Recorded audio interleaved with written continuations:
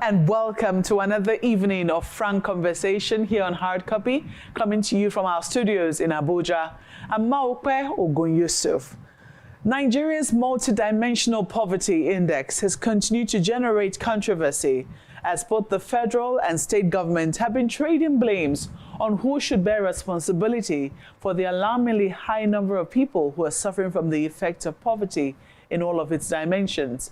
133 million people in total, with about 72% of this figure residing in Nigeria's rural areas.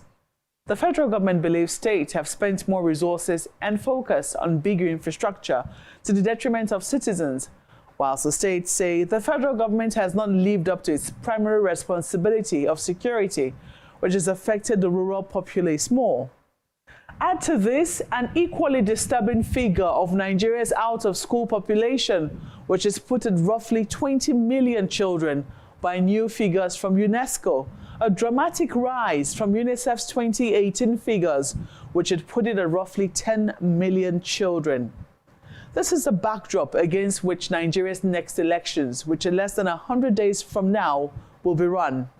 The next set of leaders will need to convincingly sell what their party will do differently to put Nigeria on the path of exponential growth and her people on the path of prosperity. But what really needs to be done? And what needs to change for this to happen? Oby Ezekwesili, Nigeria's former Minister of Education, a former Vice President for Africa at the World Bank, and the chair of Fixed Politics and founder the School of Politics, Policy and Governance, SPPG, is our guest tonight. Ma'am, welcome to Hard Copy. Thank you so very much, Maokwe. It's good to have you back here. It's been quite a while we saw you on this set, but good to have you here. Lovely to see you. Well, the times are dire, we must say. The figures which we're seeing from both the National Bureau of Statistics, not pretty. The figures from UNESCO, not pretty as well. 20 million out-of-school children. As a former Minister of Education, I wonder how that hit you. It did. As far back as 2006, April 2007, when I ceased being a Minister of Education and went back to the United States at the World Bank, the reforms that we did in education, what we titled those reforms responding to crisis in education, because the crises were multidimensional at that time. At that time. But out-of-school children number was about a little above 7 million. And yet, I was so angry at that number. I felt, no, we shouldn't have this kind of a situation where we have children in millions that should be in the classroom, but are not, because that's the definition of out-of-school children. And so we went to work immediately using the instrumentality of the Universal Basic Education Commission and the fund that we have there, which goes directly to states as counterparts, funding, since basic education is not the remit of federal government. But if you want to have an equalization principle so that you don't have one part of the country not caring about education and the impact of it affecting the general ultimately, you have to, as a center, figure instruments through which you would encourage all states to pay attention to a basic good like education. So what we did was to unlock that as much as possible so that it could work better. And we did design the kinds of interventions that would use the leaders with moral authority in the neighborhoods where people were less likely to choose going to school. And we saw this increase, reduce the number by at least 500,000. Was it in terms of the funding? It was not just the funding, it was also the programs, because funding is hardly ever the primary solution to these problems. You have to identify some of the bottlenecks. A major bottleneck is that in the northern part of the country, there is not this very strong vote for what is considered Western education. And so you often found that parents found really no particular reason why their children should go to school. We needed a kind of enlightenment program that could get through to them. And you needed the kinds of people with the moral agency to deliver those kinds of messages. So worked with traditional rulers, worked in the case of the North especially, the girls were always more than the boys. So you had 3 boys in school to a ratio of 1 girl in school. For every 3 boys in school, you had 1 girl in school. So you needed to improve that. And so the idea that when mothers saw girls who had gone to school, who were now teachers, it made a difference in their wanting to send their daughters to school. So all of those kinds of interventions, one of the interventions, interestingly, was the idea of just having water, borehole in a school, so that the children would go to fetch water and in the process see other children who are in school and feel like I should be here too. It made a difference. It was during a time that the design of the school feeding program commenced through the same UBEC as a way of sort of triggering that important interest in education. And that, even for the one session that coincided with the period I was Minister of Education, we saw an uptick. Some 500,000 children that were on the street, not going to school, entered into the school, into schools. So it's a problem that can be solved. If it is not solved, it is likely because there's a dropping of the ball. And often this dropping of the ball may just come in the form of not following what empirical analysis have identified to be the key drivers that you must address. I don't know if you've been monitoring whatever other solutions, subsequent administrations after yours, have it served to this particular problem. But I do know that it's something only recently when a discussion with former President Olusegun Obasanjo, whom you served with, and he was really troubled by those figures. And he was saying something to the effect that we've taken away agency from these people to be useful citizens, or from these children to be useful to themselves and to contribute their quota to nation building.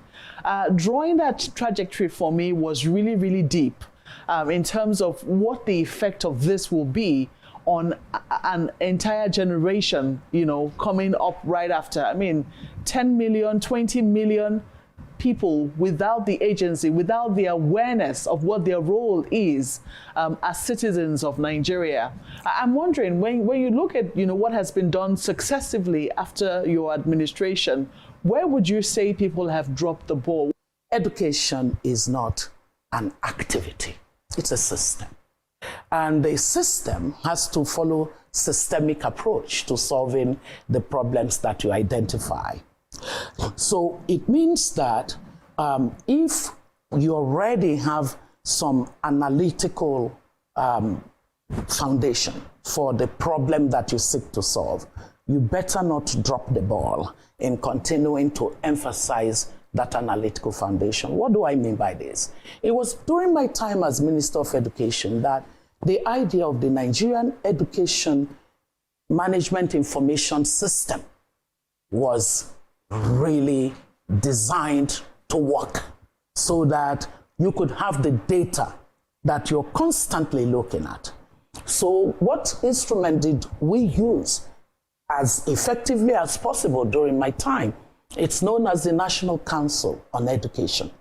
It's the meeting that brings together the Minister of Education, together with commissioners of education and other players in education, including the wider society. And during my time, we said private sector needs to be in that meeting as much as possible so that they could understand, we could hear from them, channel the information around the link between education and economy and labor and skills. So these kinds of things are very important, and you have to be scientific about the way you're approaching this. You can't simply just make policies without analysis. I believe that the greatest tragedy that happened over the last couple of years, leading to what we currently see, is that a lot of anecdote has been driving policy making in Nigeria.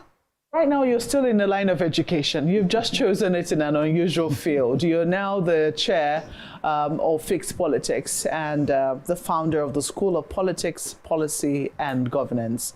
And it's not a field that is strange to you, but I'm wondering, you have now graduated how many sets of people from that school? We graduated the class of 2021, 166 of them.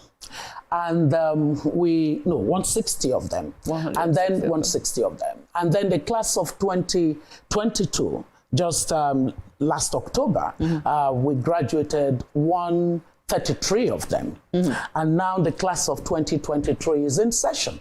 And we have about 230 of them in the class, but we're very, very competitive and strict. So I'm looking at, you are also no stranger to politics. You are no stranger to policy. You've done policy as minister and at different other levels.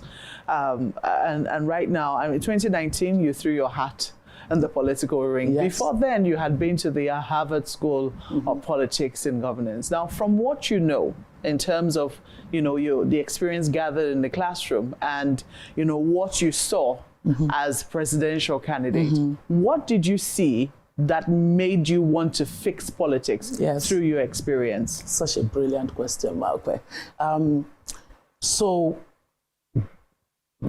getting into politics was the result of ultimate frustration that governance was consistently failing.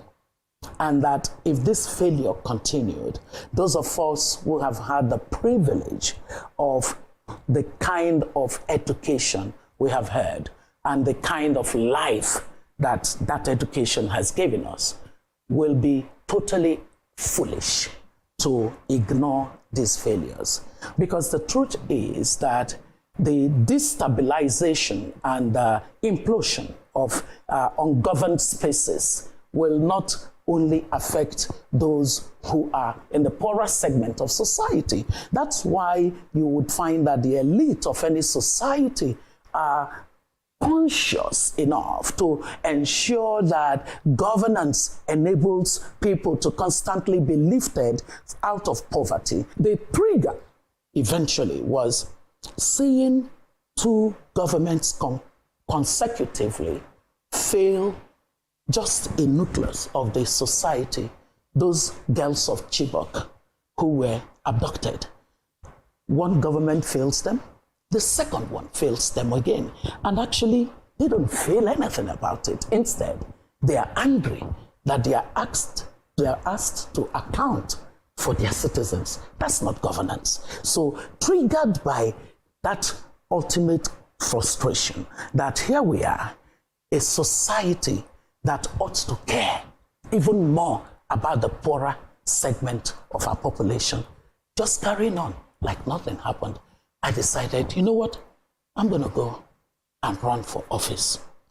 Perhaps it will send a signal that people like me who face the technical things, the policy things, and have such contempt for politics are not thinking right. Because Plato said that those who think that politics is beneath them will ultimately be ruled by their inferiors. Some other person put a twist on it and said, will be ruled by idiots. And so you look at the continent, you see the quality of the people who choose for politics, and you see why it is that Africa's best is not in Africa's politics. Wanted to send a signal that we should all care about politics. I went into politics. It was by going into politics that I realized that it was not just the matter of governance. It's actually upstream at the stage where it is still politics, that a lot of the failure is already designed So when you wait for government to be elected and you start then to demand accountability from them, demand good governance from them, demand transparency from them, you ain't going to get it. Because at the politics level, things have already been stashed up, stewed up, that would make it impossible for governance to take the form that would be useful for the common good. I wonder if you go back now, assuming you were to throw your hat in again, what would you be doing differently? What would you be prepared for already that you would either say, I'm going to continue, or you might say, I'm going to withdraw? If ever you threw your hat in the ring again, will you withdraw, or would you see it through to the end? So one thing that would happen is that I would go into politics today knowing that the electorate that is disengaged is not helpful to the cause of a person who steps out into politics on the basis of a desire for change. Today's electorate is not as disengaged as they were in 2019 and before. Are you getting the point?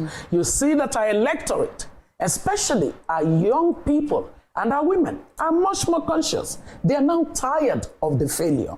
As of 2019, you didn't have the kind of groundswell of interest. You see the way people are agitating today. That is important for anyone who's going to run for office anywhere on our continent for change. The second thing is the regulatory environment has to be very competent, very capable, and very ethical, ready to give of you the space to operate on an equal basis with other candidates, including the incumbent. So, for example, the change to the Electoral Act is an important regulatory and institutional context that changes the basis for your action, whether to run or not to run. And then the third part is that you need to have many more people who think like you in the political class that seeks to aspire into office. Because you alone, as one who would want to change the way things happen in politics and governance, would not sufficiently do it. So you can see that this is quite analytical. This is what created the concept in my research that I call the triangular pillars of democracy: empowered and engaged electorate, one; a new political class of ethical, competent, and capable people, two; and then a regulatory context that is reformed to ensure a level playing field and more transparency. So whilst the people are getting more engaged and more conscious of and asking questions of those who are governing them, and more interested in those who want to take office, there are key questions as to whether or not the deciders have changed. Give you an instance. Zoning, for instance, it's still a major factor in our politics, whether it is a turn of the North or it is a turn of the South. Now, how do we begin to, first and foremost, what do you make of this subtle deciders? Because whether or not we accept them, these things are still important in a country as diverse as ours. And I am actually very open to these deciders at a certain stage of the democratic process. The reason is simple. We are a very fragile union. We have been. But some leaders have managed our fragility better than others. President Obasanjo, no matter how you come out on him, managed our fragility better in a lot of ways. President Buhari is the extreme end of mismanaging our union in terms of the diversity. And so here you have this spectrum of fragility, and one has tended to the point where the country that we always saying we need to move it from country to nation no longer even has as such the status of a country. Because you find people quickly reclining to their ethnic cleavages at the drop of a hat. That is not what should be, right? But that is what we find.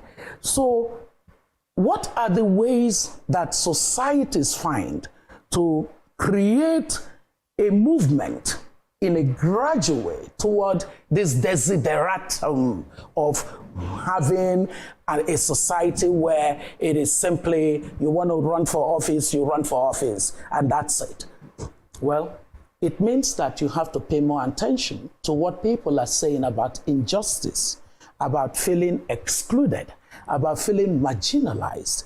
And the political parties had actually done a fairly okay job, especially like the PDP, of saying that we would have a custom of a rotation amongst our various zones as a way of ensuring that measure of inclusion, that measure of parity across the zones. And that is something that societies use. I know that in recent times you have also been, I don't want to say it's not been an outright endorsement, but at least we have an idea of where it is that you would most likely vote if you were to vote in the presidential elections. Mm-hmm. You see, given some of support to the presidential candidate of the Labour Party.